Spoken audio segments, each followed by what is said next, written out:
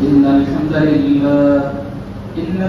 لله نحمده ونستعينه ونستغفره ونؤمن به ونتوكل عليه ونعوذ بالله من شرور أنفسنا ومن سيئات أعمالنا من يهده الله فلا مضل له ومن يضلله فلا هادي له ونشهد أن لا إله إلا الله ونشهد أن محمدا عبده ورسوله أرسله بالحق بشيرا ونذيرا أما بعد فإن خير الحديث كتاب الله وخير الهدي هدي محمد صلى الله عليه وسلم وشر الأمور محدثاتها وكل محدثة بدعة وكل بدعة ضلالة وكل ضلالة في النار.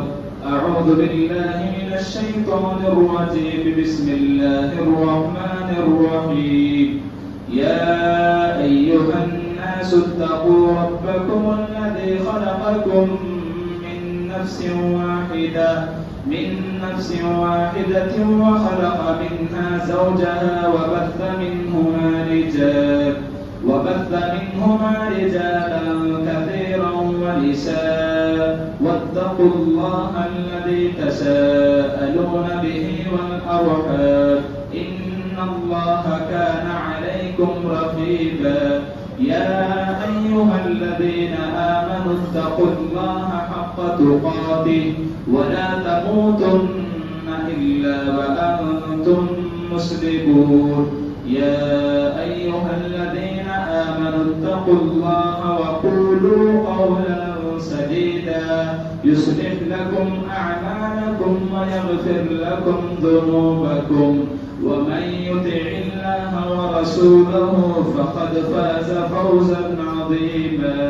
وقال الله تبارك وتعالى في موضع آخر: أعوذ بالله من الشيطان الرجيم. بسم الله الرحمن الرحيم.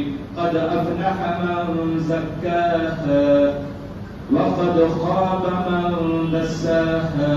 وقال النبي صلى الله عليه وسلم: اللهم آتي نفسي تقواها وزكها أنت خير من زكاها.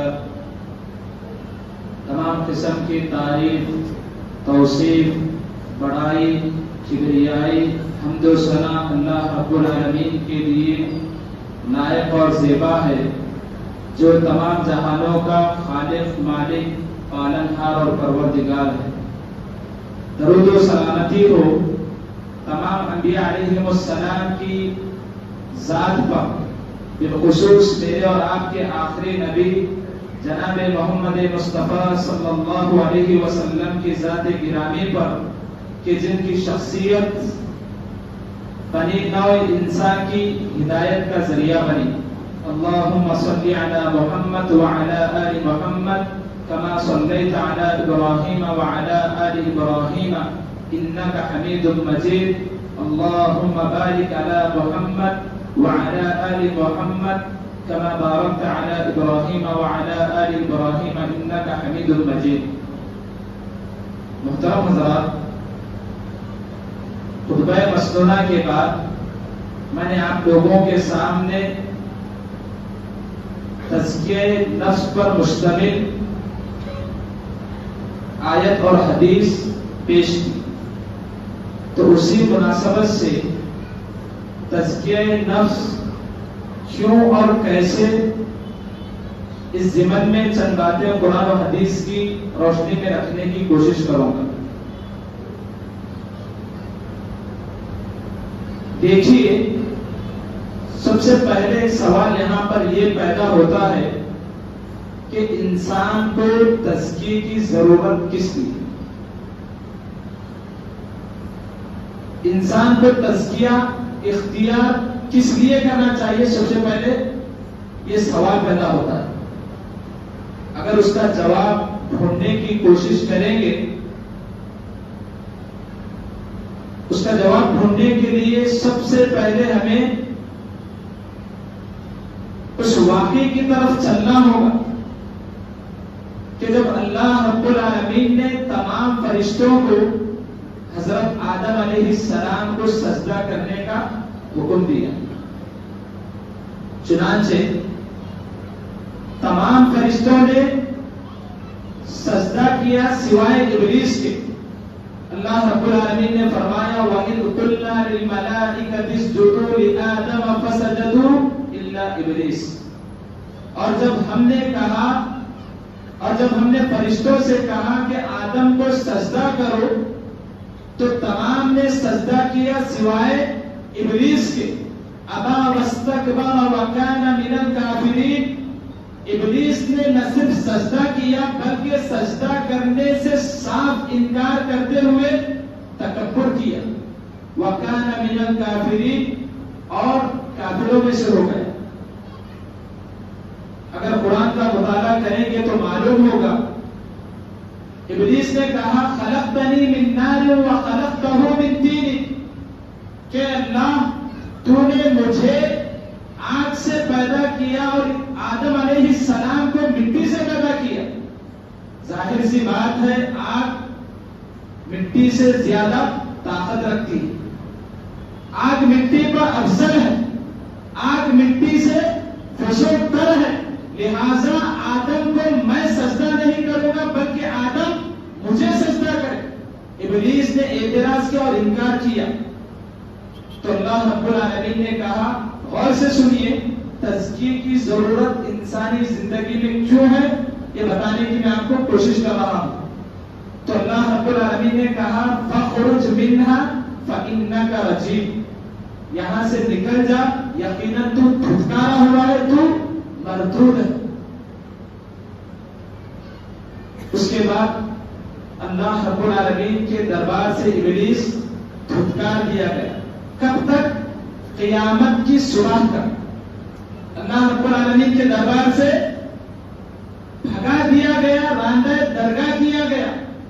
چنانچہ اس نے اللہ رب العالمین سے کہا قال رب فأنذرنی الی یوم یبعثون، کہا اے میرے پروردگار مجھے قیامت تک کے لیے مہلت دے، مجھے قیامت تک کے لیے موقع دے، مجھے قیامت تک کے لیے اجازت دے۔ اللہ رب العالمین نے اجازت دے دی۔ آپ کو معلوم ہونا چاہیے اس نے کس چیز کی اجازت دی؟ تمام انسانوں کو قیامت تک گمراہ کرنے کے لیے ابلیس نے اللہ رب العالمین سے مہلت مانگی۔ قرآن نے کہا، ابلیس نے اللہ رب العالمین سے کہا فَبِعِزَّتِكَ لَأُغْوِيَنَّهُمْ أَجْمَعِينَ، اے میرے پروردگار تیری عزت کی قسم، تیری جلالت کی قسم، میں ان تمام کو گمراہ کر کے رکھ دوں گا۔ سمجھ میں آ رہا؟ ابلیس نے انسانوں کو گمراہ کرنے کی اجازت مانگی، لہذا اب قیامت تک اس کی پوری کوشش یہی ہوگی کہ وہ کسی نہ کسی طریقے سے انسانوں کو گمراہ کرے۔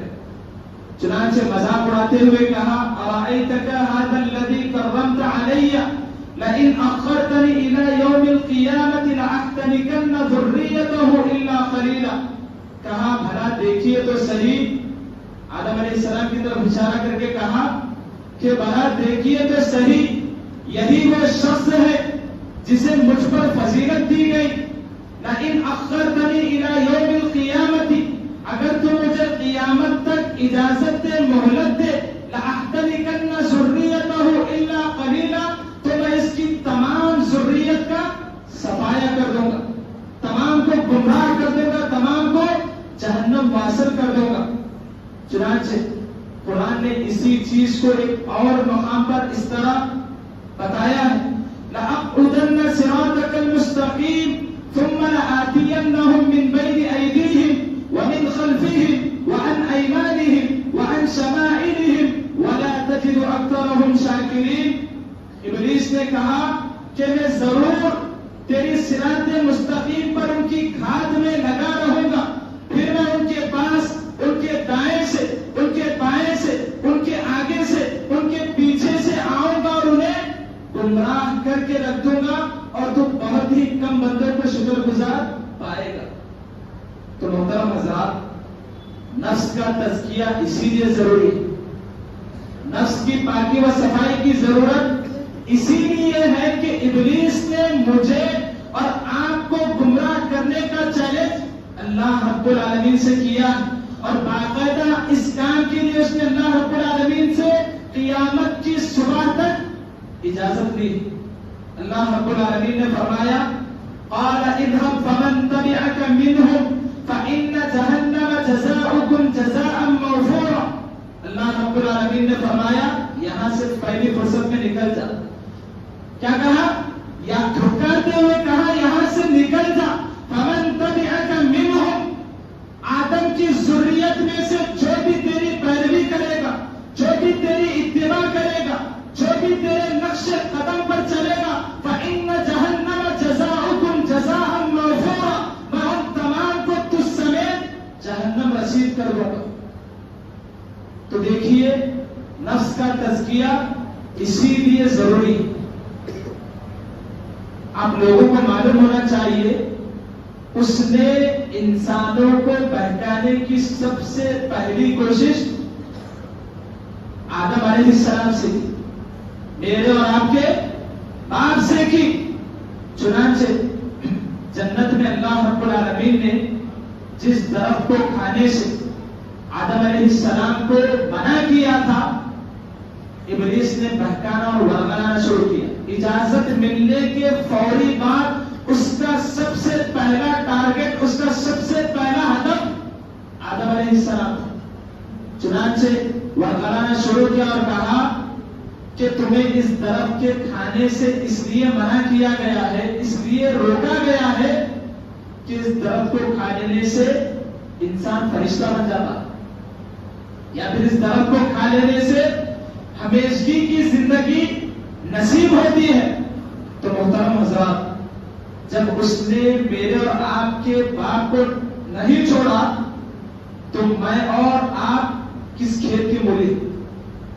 آپ کو معلوم ہونا چاہیے انسان کی پیدائش سے لے کر خبر میں جانے تک آخری سانس تک شیطان انسان کو گمراہ کرنے کی برابر فکر کرتا رہتا ہے. چنانچہ احادیث کے مطابق جب کسی بچے کی پیدائش ہوتی ہے تو پیدائش کے بعد شیطان اسے کچوٹے لگاتا.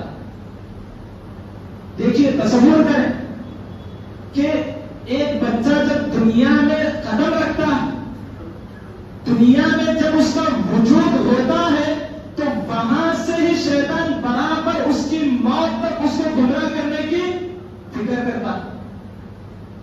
یہ جو بچے روتے ہیں احادیث کے مطابق شیطان انہیں کچوٹی لگاتا, انہیں پریشان کرتا, انہیں ستاتا. کتنی بڑی دشمنی, کتنی بڑی دشمنی ہے. یہاں تک کہ جب تک انسان کی آخری سانس ختم نہیں ہوتی, جب تک انسان موت کے منہ میں چلا نہیں جاتا, جب تک انسان خبر کی آغوش میں چلا نہیں جاتا, وہ برابر اسے گمراہ کرنے کی فکر میں رہتا ہے. لہذا ہمیں بھی فکر کرنی چاہیے کہ ہم شیطان کی مکاریوں سے, اس کی سازشوں سے بچنے کی کوشش کریں. ابو طالب کا آپ کو واقعہ معلوم ہے, اللہ کے رسول صلی اللہ علیہ وسلم سے سب سے زیادہ متاثر تھے. اللہ کے رسول صلی اللہ علیہ وسلم کے چچا تھے. ممکن تھا, عین قریب تھا کہ وہ اسلام قبول کرتے, لیکن وہاں پر بھی ابلیس نے اپنا رنگ دکھایا. جو سرداران قریش تھے انہوں نے ابو طالب سے کہا, ابو طالب اب تک تم اپنے آبا و اجداد کے دین پر تھے, کیا آخری وقت میں اپنے آبا و اجداد کے دین سے روگردانی کرو گے؟ چنانچہ ابو طالب نے میرے آبا و اجداد کے دین پر کہہ کر جان دے دی. تو یہاں پر بھی ابلیس نے اپنا برا کام کیا, حالانکہ اللہ کے رسول صلی اللہ علیہ وسلم کے چچا ہے. تو محترم حضرات, ہمیں پوری طرح سمجھ کر اور ہوشیار رہنا چاہیے, کیونکہ شیطان نے اللہ رب العالمین سے ہمیں گمراہ کرنے کا چیلنج کیا ہے. شیطان ہمیں تاریکی روشنی سے نکال کر تاریکی کی طرف اس کے راستے کی طرف شیطان ہمیں صراط مستقیم سے نکال کر گمراہ راستوں کی طرف لے جانے کی پوری کوشش کرے گا. یہی وجہ ہے کہ انسانوں کو چاہیے کہ وہ ہمیشہ اپنے نفس کا تزکیہ کرتے رہے، اپنے نفس کو پاک و صاف کرتے رہے. چنانچہ شیطان انسان کا اتنا خطرناک دشمن ہے. اللہ رب العالمین نے قرآن مجید میں ارشاد فرمایا وَلَا تَتَّبِعُوا خُطُوَاتِ الشَّيْطَانِ إِنَّهُ لَكُمْ عَدُوٌّ مُّبِينٌ. دیکھیے، انسانوں کا پالنے والا، انسانوں کو زندگی نصیب کرنے والا، انسانوں پر انعامات و اکرامات کی بارش کرنے والا اللہ رب العالمین ہمارے سلسلے میں کتنا فکر مند ہے. اللہ رب العالمین نے کہا وَلَا تَتَّبِعُوا خُطُوَاتِ الشَّيْطَانِ، تم شیطان کے نقش قدم پر نہ چلنا. وَلَا تَتَّبِعُوا خُطُوَاتِ الشَّيْطَانِ إِنَّهُ لَكُمْ عَدُوٌّ مُّبِينٌ. یقیناً وہ تمہارا کھلا دشمن ہے. اللہ کے رسول صلی اللہ علیہ وسلم نے فرمایا ان الشیطان یجری من الانسان مجرى الدم، کہ شیطان انسانی جسم میں اسی طرح گردش کرتا ہے جس طرح خون رگوں میں گردش کرتا ہے. یعنی اس کا مطلب یہ ہوا کہ جس طرح خون کی دوران کی ہوتی اسی طرح شیطان انسانوں کو گمراہ کرنے کے لیے دوڑ دھوپ کرتا ہے، محنت کرتا ہے. ایک حربہ استعمال کرتا ہے، وہ اگر ناکام ہو تو پھر دوسرا حربہ، پھر دوسرا حربہ استعمال کرتا ہے، وہ بھی اگر ناکام ہوا تو تیسرا حربہ. اس طرح موت آنے تک وہ مسلسل گمراہ کرنے کی فکر میں رہتا ہے. اسی طریقے سے اللہ رب العالمین نے ایک اور مقام پر فرمایا ان الشیطان لکم عدو فاتخذوه عدوا، یقیناً شیطان تمہارا دشمن ہے، تم بھی اسے اپنا دشمن ہی سمجھو. محترم حضرات، شیطان کی وسوسوں سے، اس کی مکاریوں سے بچنے کے لیے ضروری ہے کہ انسان اپنے نفس کا تزکیہ کرے. اگر کوئی شخص اپنے نفس کا تزکیہ نہیں کرتا، اپنے نفس کو پاک و صاف نہیں کرتا، تو یقین جانیے کب آپ اسلام کی آغوش سے نکل کر کفر کی آغوش میں چلے جائیں گے اس کا آپ کو پتہ ہی نہیں چلے گا، ہرگز پتہ نہیں چلے گا. شیطان کیونکہ شیطان مسلسل لگا ہوا. اب آئیے شیطان انسان کو کس طرح گمراہ کرتا ہے، چند طریقے آپ کے سامنے بتاتا ہوں. اللہ رب العالمین نے فرمایا زین لهم الشیطان اعمالهم. سب سے پہلا طریقہ انسانوں کو گمراہ کرنے کے لیے شیطان کا یہ کہ وہ اعمال کو مزین بنا کر پیش کرتا ہے، اعمال کو خوبصورت بنا کر پیش کرتا ہے. ایک خراب چیز ہے، ایک خراب چیز ہے، لیکن اسی کو اچھا بنا کر پیش کرتا ہے. مثال کے طور پر بدعت کی اتنی قباحت ہے، بدعت کی اتنی قباحت ہے، لیکن شیطان وہاں پر بدعت کو عین دین بتا کر اس پر عمل کراتا ہے. اب اگر کوئی شخص یہ کہے کہ میں نماز فجر 2 رکعت کی جگہ 4 رکعت پڑھوں گا اس لیے کہ میں اللہ کے لیے عمل کر رہا ہوں، کیا تو اس کا یہ عمل قبول ہوگا؟ ہرگز نہیں. کیوں؟ کیونکہ اللہ رب العالمین نے صرف 2 رکعت فرض نماز پڑھنے کا حکم دیا ہے، لہٰذا ہم 2 رکعت ہی پڑھیں گے. اب شیطان چند بے وقوفوں کو یہ تاثر دلاتا ہے کہ یہ دین کا کام ہے، یہ دین کا کام ہے، اچھا کام ہے، یقیناً اس میں آگے بڑھنا چاہیے. آپ کسی بھی بدعتی سے مل کر اس سے بدعت اور خرافات کے بارے میں معلوم کیجیے، وہ یقیناً یہی کہے گا کہ بھائی دین کا کام ہے، اچھا کام ہے، ہاں اچھا کام ہے سمجھ کر موت تک اس پر عمل کرتا رہتا ہے، جبکہ اس کا حکم نہ اللہ نے دیا نہ اللہ کے رسول صلی اللہ علیہ وسلم نے دیا. تو شیطان ضلالت کو ہدایت بتاتا، بدعت کو سنت بتاتا، اور جو گمراہ راستے ہیں اسے صراط مستقیم بتاتا ہے. شیطان کا انسانوں کو گمراہ کرنے کا ایک جو دوسرا مربع ہے وہ یہ کہ اللہ رب العالمین نے فرمایا الشیطان یعدکم الفقر ویأمرکم بالفحشاء، شیطان تمہیں فقر و فاقے سے ڈراتا ہے، ویأمرکم بالفحشاء، اور تمہیں فحش باتوں کا حکم دیتا ہے۔ آپ کبھی زندگی میں غور کیجیے، جب اچھے کام میں پیسہ خرچ کرنے کی باری آتی ہے تو انسان فوراً وہاں پر چوکنا ہو جاتا، ہوشیار ہو جاتا، اس کو اپنے پیسے کے ضیاع کا افسوس ہوتا، لیکن وہیں پر مٹر گشتی ہو، گھومنا پھرنا ہو، عیاشی ہو، پیسے اڑانا ہو، تو وہاں پر کسی کو پیسوں کے ضیاع کا افسوس نہیں ہوتا۔ اللہ رب العالمین کی راہ میں اگر پیسہ خرچ کر رہے ہیں تو شیطان فقر و فاقے سے ڈراتا کہ بھائی اگر اللہ کے راہ میں پیسہ خرچ کرے گا تو مفلس ہو جائے گا، کنگال ہو جائے گا، بدحال اور خناش ہو جائے گا۔ وہیں پر اگر دنیاوی مسئلے میں پیسہ خرچ کرے، مٹر کشتی کے لیے پیسہ خرچ کرے، لہو و لعب کے لیے پیسہ خرچ کرے، تو کسی کو یہ خیال نہیں گزرتا کہ میرا پیسہ خراب کاموں میں خرچ ہو رہا۔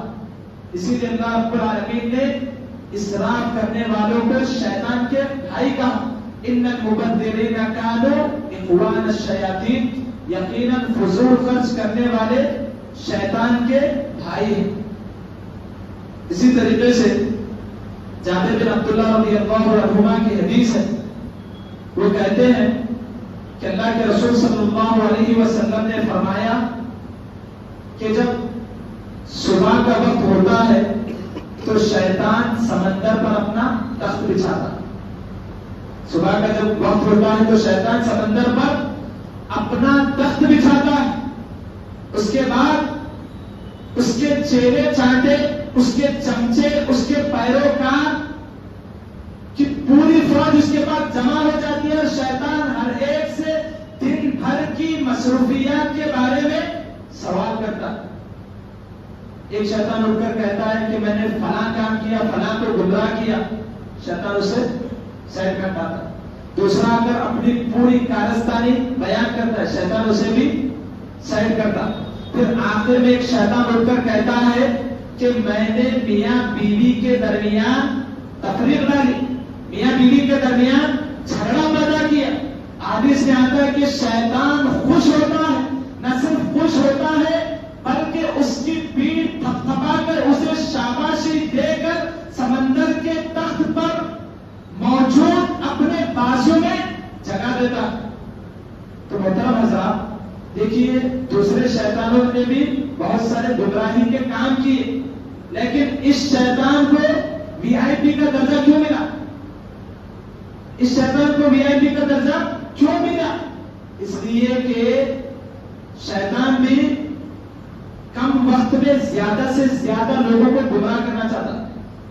اب اگر میاں بیوی کے درمیان تفریق ہو جائے، جدائی ہو جائے، تو اس کا پورا اثر دونوں کے پورے خاندان پر، ماں باپ پر، بھائی بہنوں پر، رشتے داروں پر، دوست احباب پر، یہاں تک کہ بھائی بہنوں پر، بلکہ اس سے بھی آگے اپنے بچوں تک پر اس کا اثر ہوتا۔ اسی لیے شیطانوں کی کوشش یہی ہوتی ہے کہ وہ میاں بیوی کے درمیان تفریق ڈالے۔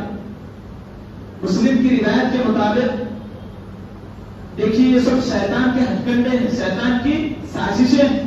مسلم کی روایت کے مطابق جب انسان سوتا ہے تو اسے نماز سے غافل رکھنے کے لیے، نماز سے دور کرنے کے لیے شیطان گدی پر 3 گرہیں لگاتا، اور اگر وہ رات میں اٹھ کر اللہ کا ذکر کر کے وضو کر کے نماز پڑھتا ہے تو 3 گرہیں کھل جاتے، ورنہ ویسے ہی گرہیں لگتی چلی جاتی ہیں اور نوبت یہاں تک پہنچتی ہے کہ وہ دین سے پوری طرح غافل ہو جاتا ہے۔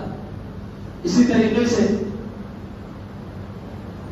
ایک اور حدیث کے مطابق مسلم کی روایت ہے کہ جب انسان سجدہ کرتا ہے، انسان جب اللہ رب العالمین کے لیے سجدہ کرتا ہے تو شیطان اس سے الگ ہوتا ہے اور رونا شروع کر دیتا۔ شیطان کہتا ہے ہائے میری بربادی، مجھے سجدے کا حکم دیا گیا، میں نے اللہ رب العالمین کے لیے سجدہ نہیں کیا، اور آدم کو سجدے کا حکم ہوا، آدم نے سجدہ کیا اور اس کے لیے جنت بھی ہے۔ اسی جلن میں، اسی حسد میں، اسی بغض اور نفرت میں وہ انسانوں کو گمراہ کرنے کی کوشش کرتا ہے۔ تو محترم حضرات، شیطان کی سازشوں سے، اس کی مکاریوں سے، اس کی دسیسہ کاریوں سے بچنے کے لیے ضروری ہے کہ انسان تزکیہ اختیار کرے۔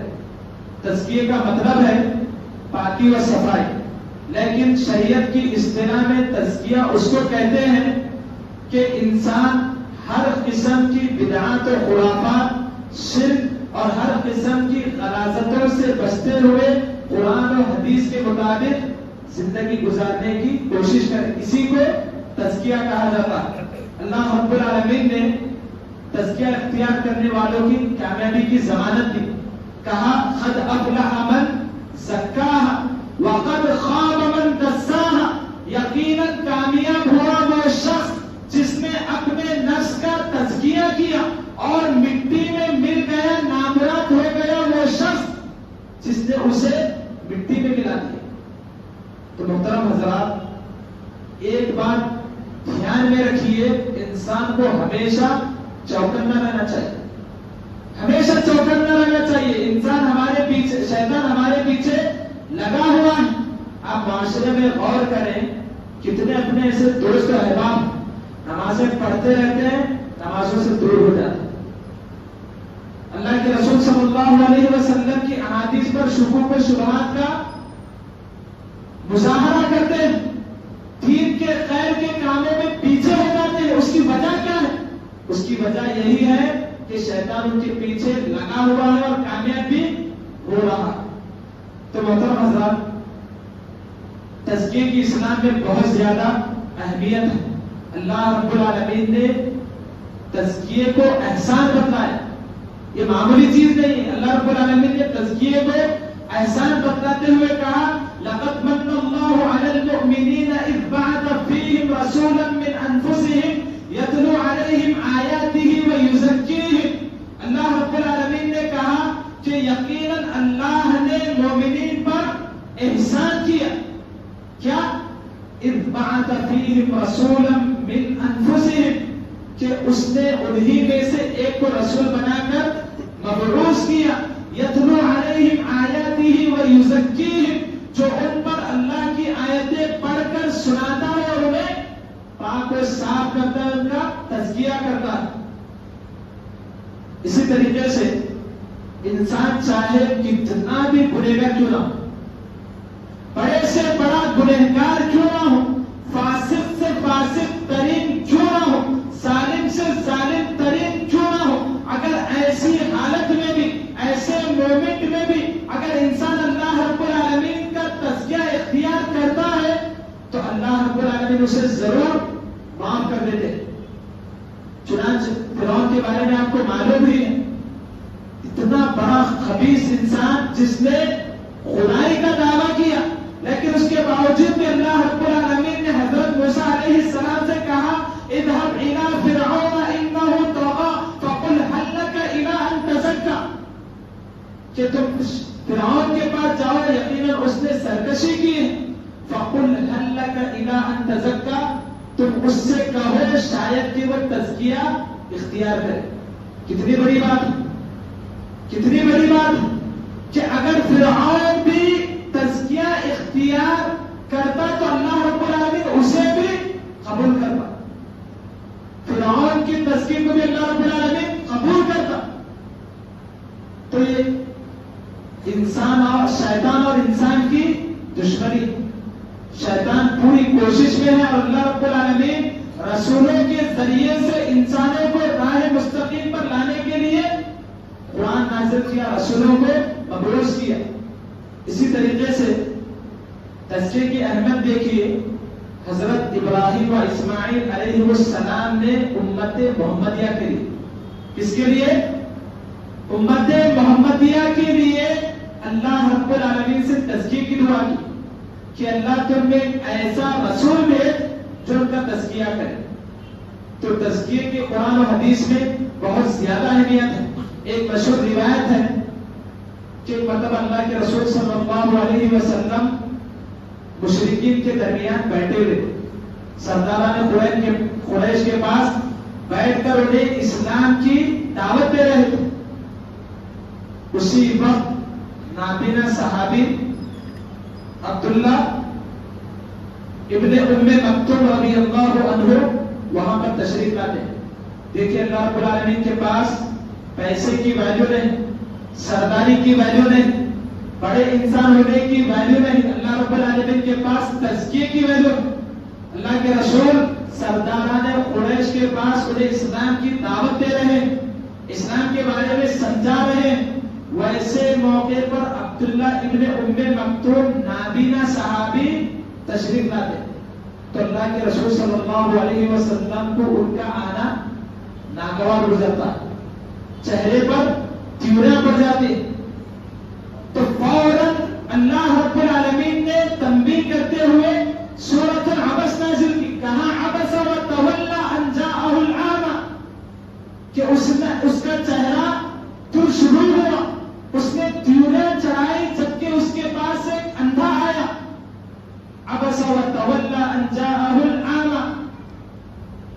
اس کے بعد اللہ رب العالمین نے کہا شاید کہ وہ نابینا تمہارے پاس تزکیہ حاصل کرنے کے لیے آیا. تو تزکیہ کی اتنی بڑی اہمیت ہے کہ وہاں پر کفاران قریش، سرداران قریش کے اللہ رب العالمین کے نزدیک اہمیت نہیں، اہمیت ہے تو ایک غریب نابینا صحابی کی ہے تزکیہ کی وجہ سے. اسی طریقے سے اللہ رب العالمین نے قرآن مجید میں مومنین کے لیے جنت کا وعدہ تو کیا ہے ہی، لیکن تزکیہ اختیار کرنے والوں کے لیے اللہ رب العالمین نے رفع درجات کی بشارت، بلند مقام مرتبے کی بشارت بھی. کہا جنات عدن تجری من تحتها الانہار خالدین فیہا وذالک جزاء من تزکا. اللہ رب العالمین نے کہا کہ ایسے ایسے محلات ہیں جن کے نیچے نہریں بہ رہی ہوگی. وذالک جزاء من تزکا، اور یہ ان لوگوں کا بدلہ ہے جو تزکیہ اختیار کرتے ہیں. محترم حضرات، آپ کو معلوم ہوا کہ تزکیہ کس لیے اختیار کرنا، شیطان سے بچنے کے لیے، اپنے ایمان کو آخری سانس تک بچانے کے لیے، اپنے ایمان کو آخری سانس تک بچانے کے لیے تزکیہ بے حد ضروری ہے. جو تزکیے سے کٹ جاتا ہے ایسا شخص ایمان سے کٹ جاتا ہے. اب آئیے تزکیہ کن چیزوں سے حاصل کیا جا سکتا ہے. تزکیہ کی تو آپ کو اہمیت معلوم ہوئی، تزکیہ کس طریقے سے حاصل کر سکتے ہیں، سب باتیں رکھنے کی کوشش کروں گا. سب سے پہلی چیز اخلاص. تزکیہ حاصل کرنے کے لیے سب سے پہلی چیز اخلاص. آپ کوئی بھی عمل کریں، چاہے وہ عمل معمولی ساری کیوں نہ ہو، چاہے وہ عمل لوگوں کے سامنے حقیر ہی کیوں نہ ہو، چاہے وہ عمل کا تعلق کچھ بھی نہ ہو، اگر آپ صرف اللہ رب العالمین کے لیے اس عمل کو بجا لائیں گے تو یہ آپ کے لیے باعث ثواب. اللہ رب العالمین نے قرآن مجید میں کہا وَمَا أُمِرُوا إِلَّا لِيَعْبُدُوا اللَّهَ مُخْلِصِينَ لَهُ الدِّينَ. انہیں حکم نہیں دیا گیا مگر اس بات کا کہ وہ صرف اللہ رب العالمین کے لیے عبادت کرے، خالص ہوگا. اب ایک شخص اگر بڑے سے بڑا عمل کرے، حج کرے یا ایک بڑی مسجد بھی بنا دے، لیکن اس کے دل میں اگر اخلاص نہیں تو اسے 0% بھی اجر ملنے والا نہیں، 0% بھی اجر ملنے والا نہیں. تو شیطان کا ٹارگٹ یہی ہوتا ہے کہ انسان کو اخلاص کی دولت سے محروم کر دے. اس لیے کہ اگر انسان کے پاس اخلاص نہیں، پوری زندگی بھی عمل کرتا رہے تو اس کے عمل کا کوئی فائدہ ہونے والا نہیں.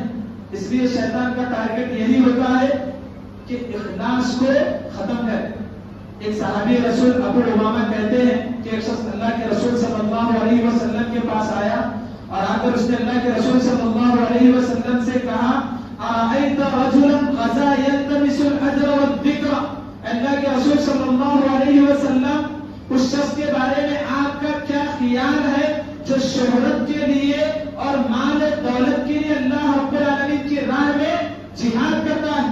اللہ کے رسول صلی اللہ علیہ وسلم نے فرمایا لا شیء لہ، اس کے لیے کوئی عمل، اس کے لیے کوئی ثواب نہیں، اس کے لیے کوئی ثواب نہیں۔ اللہ کے رسول صلی اللہ علیہ وسلم نے اس طرح 3 مرتبہ فرمایا۔ اس کے بعد کہا ان اللہ لا يقبل من العمل الا ما كان له خالصا، کہا کہ اللہ رب العالمین صرف اسی عمل کو قبول کرتے ہیں جو عمل صرف اللہ رب العالمین کی خوشنودی کے لیے، اللہ رب العالمین کی رضا کے لیے اخلاص کے ساتھ انجام دیا جائے۔ اب لوگوں کو معلوم ہونا چاہیے، شیطان نے جب لوگوں کو گمراہ کرنے کا چیلنج کیا تھا تو اس نے وہاں پر یہ بھی کہا تھا کہ میں تمام بندوں کو گمراہ کروں گا سوائے تیرے مخلص بندوں کی۔ اسے بھی اچھی طرح معلوم ہے کہ جو مخلص ہیں، جو صرف اللہ رب العالمین کے لیے عمل کرنے والے ہیں، انہیں میں ہرگز گمراہ نہیں کر سکتا۔ شیطان کو بھی اچھی طرح معلوم ہے۔ تو محترم حضرات، جو بھی عمل کرے وہاں پر اخلاص کا جائزہ ہے۔ دوسری سب سے اہم چیز تزکیے کو حصول کے لیے اللہ کے رسول صلی اللہ علیہ وسلم کے سنتوں کی اتباع، اللہ کے رسول صلی اللہ علیہ وسلم کے سنتوں کی اتباع۔ دیکھیے یہ ایسی چیزیں ہیں، اگر انسان یہاں پر ذرا بھی غافل ہو جائے تو اس کے پورے عمل عدالت اور برباد۔ بھائی ہمیں اسی وقت اجر ملے گا یا ہمارا عمل اسی وقت قابل قبول ہوگا جبکہ ہمارا عمل اللہ کے رسول صلی اللہ علیہ وسلم کی سنتوں کے عین مطابق ہو۔ دیکھیے اللہ کا شکر ہے کہ اللہ رب العالمین نے ہمیں صحیح احادیث پر اور سنت نبویہ پر عمل کی توفیق دی، ورنہ دنیا میں ایسے کتنے لوگ ہیں، ایسے کتنے گمراہ لوگ ہیں کہ جو پوری زندگی عمل کرتے ہیں، لیکن افسوس کی بات یہ ہے کہ ان کا عمل اللہ کے رسول صلی اللہ علیہ وسلم کے قول کے خلاف ہوگا۔ کوئی فائدہ ہونے والا ہے، کوئی اجر ملنے والا نہیں۔ اللہ رب العالمین نے کہا وَمَا آتَاكُمُ الرَّسُولُ فَخُذُوهُ وَمَا نَهَاكُمْ عَنْهُ فَانْتَهُوا، کہ رسول جو کچھ تمہیں دے اسے لے لو اور جس چیز سے منع کرے اس سے رک جاؤ۔ یہاں پر دیکھیے اس آیت کریمہ میں منکرین حدیث کا جواب ہے۔ اب رسول جو کچھ تمہیں دے اسے لے لو اور جس چیز سے منع کرے اس سے رک جاؤ، تو اللہ کے رسول صلی اللہ علیہ وسلم کی جو ارشادات ہیں اس کا حکم دیا جا رہا ہے۔ یہاں پر منکرین حدیث اللہ کے رسول صلی اللہ علیہ وسلم کی احادیث سے اعتراض کرتے اور صرف قرآن کو پیش کرتے۔ تو محترم حضرات، یہ ان کی جہالت ہے، کم علمی ہے۔ سمجھ لیجیے کہ اللہ رب العالمین نے انہیں ہدایت سے دور رکھا۔ ایک اور مقام پر فرمایا قل ان کنتم تحبون اللہ فاتبعونی، آپ کہہ دیجیے کہ اگر تم مجھ سے محبت، اللہ رب العالمین سے محبت کرتے ہیں تو تمہیں چاہیے کہ تم میری اتباع کریں۔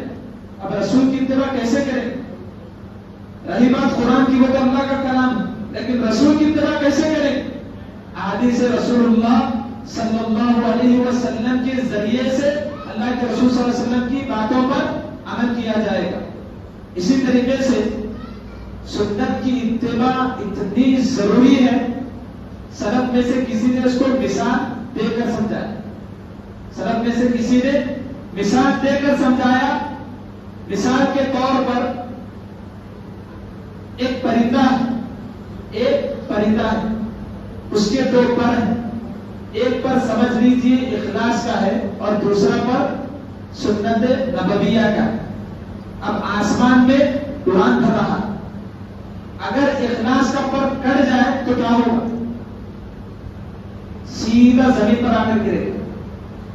یا پھر اخلاص کا پر تو ہے لیکن سنت نبویہ کا پر کٹ جائے تو کیا ہوگا؟ تب بھی سیدھا زمین پر آ کر گرے گا. یہی انسانی اعمال کا نتیجہ ہے. اگر انسانی زندگی میں اس کے اعمال میں اخلاص نہیں اور وہ عمل اللہ کے رسول صلی اللہ علیہ وسلم کی سنت کے مطابق نہیں تو پوری زندگی پیشانی پٹکتا رہے, پوری زندگی عمل کرتا رہے, اس کا پورے کا پورا عمل ضائع ہے, برباد. اسی لیے اللہ کے رسول صلی اللہ علیہ وسلم کی سنتوں پر عمل کرنے کا حکم دیا گیا. اسی طریقے سے تزکیے کے حصول کے لیے تیسری سب سے اہم چیز نیت کی درستگی. نیت کی درستگی ہے. عمر بن خطاب رضی اللہ عنہ کی حدیث ہے, اللہ کے رسول صلی اللہ علیہ وسلم نے فرمایا انما الاعمال بالنیات, کہ اعمال کا دار و مدار نیتوں پر ہے. وانما لكل امرئ ما نوى, اور ہر انسان کے لیے وہی کچھ ہے جس کی اس نے نیت کی. اس کے بعد اللہ کے رسول صلی اللہ علیہ وسلم نے حدیث میں سمجھایا بھی کہ اگر کوئی شخص اللہ اور اس کے رسول کے لیے ہجرت کرتا ہے تو اس کی ہجرت اللہ اور اس کے رسول کے لیے, اور اگر کوئی شخص دنیا کو پانے کے لیے یا کسی خوبصورت لڑکی سے شادی کرنے کے لیے ہجرت کرتا ہے تو وہ ہجرت تو کر رہا ہے لیکن اسے ہجرت کا ثواب نہیں دیا جائے. تو نیت کی درستگی بھی بہت ہی ضروری. ایک مشہور حدیث ہے, ہر ایک کے لیے مشہور حدیث ہے کہ کل قیامت کے دن اللہ رب العالمین کے سامنے دیکھیے, یہ حدیث سب سے پہلے میرے لیے اس کے بعد آپ کے لیے قابل توجہ ہے کہ اللہ رب العالمین حشر کے میدان میں 3 لوگوں کو لائے گا. ان میں سے ایک مالدار ہوگا, دوسرا مجاہد ہوگا اور تیسرا حافظ قرآن ہوگا.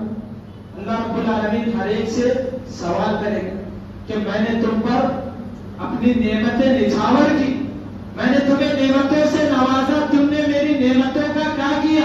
مالدار کہے گا اللہ جو کچھ تم نے مجھے مال دیا میں نے اسے غریبوں پر لٹایا, بیواؤں یتیموں مسکینوں کی مدد کی, مساجد و مدارس کی تعمیر میں تیرے مال کو لگایا.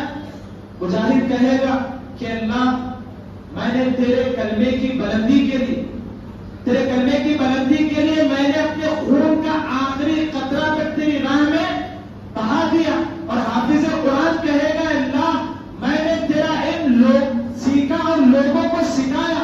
اللہ رب العالمین مالدار سے کہے گا, ہر ایک سے کہے گا کہ تم نے جھوٹ کہا, تم نے اس لیے اپنا مال لٹایا تاکہ تمہیں مالدار کہا جائے. اللہ رب العالمین مجاہد سے کہے گا تم نے میری راہ میں اس لیے جہاد کیا تاکہ تمہیں بہادر کہا جائے. اور حافظ قرآن سے کہے گا کہ تم نے قرآن اس لیے سیکھا اور سکھایا تاکہ تمہیں عالم کہا جائے.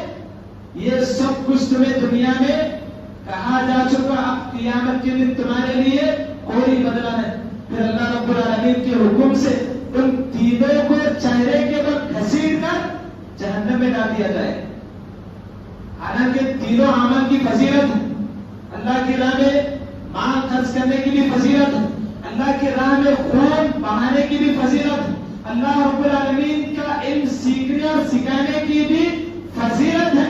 لیکن ان کاموں میں اگر نیت درست نہ ہو, نیت میں فتور ہو, نیت صحیح نہیں ہو تو ایسی صورت میں ثواب تو کیا الٹا عذاب ملنے والا. تو محترم حضرات, کسی بھی کام کو کرنے سے پہلے اپنی نیت کی اصلاح بہت ہی ضروری ہے. عبداللہ بن مبارک ایک بہت ہی مشہور تابعی ہے, ان کے بارے میں مشہور ہے کہ سال میں 1 مرتبہ جہاد کرتے اور دوسرا سال علم کی نشر و اشاعت میں لگا دیتے. بہت ہی مشہور تابعی ہیں. وہ کہتے ہیں رب کبیر تصغرہ النیہ ورب صغیر تکبرہ النیہ. اس کا مطلب یہ ہے کہ بعض موقعوں پر انسان اتنا چھوٹا عمل کرتا ہے, اتنا چھوٹا عمل کرتا ہے لیکن وہاں پر اس کی نیت درست رہتی ہے جس کی وجہ سے اللہ رب العالمین اسے پہاڑوں سے بھی بلند کر دیتے. اور بعض مقامات پر انسان اتنا بڑا عمل کرتا ہے کہ اس کا عمل پہاڑوں سے بھی تجاوز کر جاتا ہے. لیکن اس کی نیت میں فطور رہنے کی وجہ سے اللہ رب العالمین اسے ذبح کر دیتے. تو دیکھیے اگر ایک شخص اللہ کی راہ میں 1 کروڑ روپے خرچ کر دے, نیت درست نہیں, تو اس کا پورا پیسہ, اس کا سارا اکارت ہوگا. ایک شخص غریب ہے, کنگال ہے, مفلس ہے, لیکن پھر بھی اخلاص کے ساتھ, صحیح نیت کے ساتھ اللہ رب العالمین کی راہ میں معمولی چیز بھی خرچ کرتا ہے, تو اللہ رب العالمین کے نزدیک اس کی اہمیت ہے. تو نیت کسی بھی عمل کو کرنے سے پہلے نیت کس کا ضروری ہے؟ شیطان نیت کو اچکنے کا کام کرتا ہے. اب کوئی بھی عمل اگر اللہ کے لیے کرنے جا رہے ہو تو وہاں پر آپ کی نیت میں بگاڑ پیدا کرتا ہے. ظاہر سی بات ہے, جب بگاڑ نیت میں پیدا ہو جائے تو آپ کا عمل اکارت ہو گئے.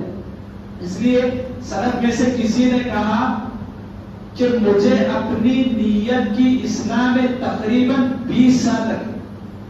سلف میں سے کسی کا قول ہے کہ اپنی نیت کی اصلاح کے لیے مجھے تقریباً 20 سال لگے. اسی طریقے سے تزکیے کے حصول کے لیے چوتھی سب سے اہم چیز علم حاصل کرنا. تزکیے کے حصول کے لیے علم حاصل کرنا ہے. کیوں؟ آپ اگر جانیں گے نہیں, آپ کو معلوم نہیں ہوگا تو آپ عمل کیسے کریں گے؟ عمل کیسے کریں گے؟ فجر کی نماز اگر کوئی 4 رکعت پڑھ لے اور عصر کی 2 رکعت پڑھ لے تو کیا اس کا عمل قابل قبول ہوگا؟ ہرگز نہیں. اسی لیے ضروری ہے کہ پہلے علم حاصل کیا جائے, اس کے بعد عمل کیا جائے, تبھی ہمارے عمل کا فائدہ ہوگا. تزکیے کے حصول کے لیے 5 سب سے اہم چیز اللہ رب العالمین کا استغفار. اللہ رب العالمین کا استغفار. شیطان گمراہ کیا, شیطان بہکا دیا, بہک گئے, لیکن پھر اس کے بعد اللہ رب العالمین سے جڑنا ہے, اللہ رب العالمین سے استغفار طلب کرنی. ایسا نہیں ہو کہ بس بہک گئے تو پوری طرح شیطان کے چنگل میں پھنس گئے. اللہ رب العالمین نے انسانوں کو امید دلاتے ہوئے کہا, حدیث قدسی ہے جس میں اللہ رب العالمین نے فرمایا, اے ابن آدم, اگر تو میرے پاس اس حال میں آئے کہ تیرے گناہ آسمان بھر کر ہو یا زمین بھر کے گناہ کے ساتھ تو میرے پاس آئے گا, تو میں تیرے پاس آسمان اور زمین بھر کی مغفرت کے ساتھ حاضر ہو جاؤں گا. تو گناہ کتنا بھی کیوں نہ ہو, فوراً اللہ رب العالمین سے استغفار کرنا چاہیے, اللہ رب العالمین سے رجوع کرنا چاہیے, اللہ رب العالمین سے تعلق جوڑ لینا چاہیے. احادیث میں اللہ کے رسول صلی اللہ علیہ وسلم کے بارے میں آتا ہے کہ اللہ کے رسول صلی اللہ علیہ وسلم دن میں تقریباً 70 یا بعض روایت کے مطابق 100 مرتبہ اللہ رب العالمین سے استغفار کیا کرتے تھے. وہ انسان ہونے کے ناطے گناہ ہونا ہی ہے, انسان ہونے کے ناطے گناہ ہوتا ہی ہے, لیکن اس کے بعد استغفار کرنا بہت ہی ضروری ہے. تو محترم حضرات, یہ چند باتیں تھیں تزکیہ نفس کے تعلق سے کہ انسان کس طرح شیطان انسان کو گمراہ کرتا کہ پیدائش سے لے کر وفات تک, آخری سانس تک وہ اس فکر میں. لہذا اگر ہمیں اس کی سازشوں سے بچنا ہے تو اپنے دل کی اصلاح, اپنے دل کو پاک و صاف کرتے رہنا پڑے گا, اور کرنا واقعی میں ضروری, ورنہ پھر شیطان کے جھانسوں میں اچک لیے جائیں گے. آخر اللہ رب العالمین سے دعا ہے کہ اللہ رب العالمین ہم تمام لوگوں کو تزکیہ حاصل کرنے کی توفیق نصیب فرمائے. اللہ رب العالمین ہم تمام لوگوں کو تزکیے کے جو اسباب اور عوامل ہیں ان کو اختیار کرنے کی توفیق نصیب فرمائے. اللہ رب العالمین ہم تمام لوگوں کو قرآن و حدیث کے مطابق زندگی گزارنے کی توفیق نصیب فرمائے. آمین ثم آمین. وآخر دعوانا الحمدللہ رب العالمین.